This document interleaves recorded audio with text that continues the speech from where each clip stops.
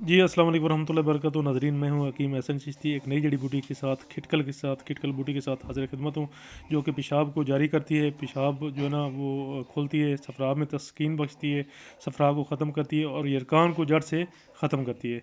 नाज़रीन, ये खिटकल बूटी है, आपको नज़र आ रही है। ये इसके फूल हैं और ये थोड़ी सी जगह पे ये उगी हुई है। खट्टी होती है, खाने में ये तुर्श होती है। इसका ज़ायका जो है ना वो खट्टा होता है। हर शाख के ऊपर जो है ना वो 3 पत्ते होने की वजह से इसको तिप्ती बूटी भी कहा जाता है। इसके अलावा इसके मुख्तलिफ नाम हैं: खिटकल बूटी, खट्टी बूटी, अम्बी बूटी। अंग्रेज़ी में इंडियन सोरल के नाम से इसको जाना जाता है। इसके ऊपर छोटी सी फली लगती है, फूल इसका पीला होता है। मिजाज इसका किताबों में सरतर लिखा हुआ है, लेकिन मेरे नज़दीक ये सर्द खुश्क है।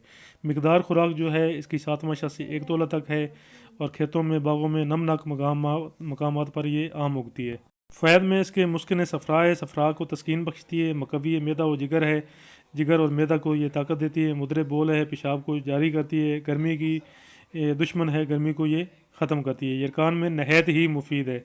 यरकान को मुफीद है, लेकिन इसको यूरिक एसिड की सूरत में इसको इस्तेमाल नहीं करना चाहिए।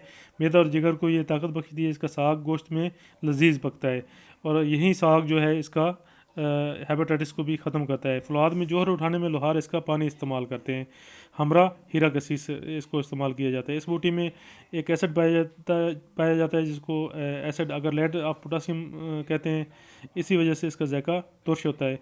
ये जड़ी बूटी नाजरीन जो है वो बिच्छू काटे का ये बेहतरीन तरीका है। बिच्छू काट ले किसी भी मकाम पर, ये फौरी तौर पर इसको उस जगह पे मलें और साथ मरीज़ को खिलाएं, तो बिच्छू का असर जो है ना, बिच्छू का जो जहर है, ये इसको फौरी तौर पे बादल कर देती है।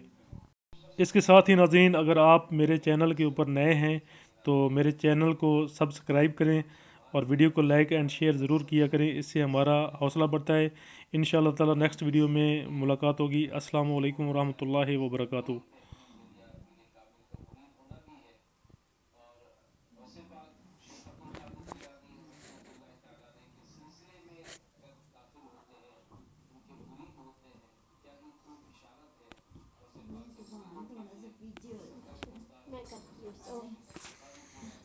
पापा थोड़ा आगे में भैया को आगे करना है। इधर इधर हो, इधर ओ इधर हो ना। एक मिनट दुआ।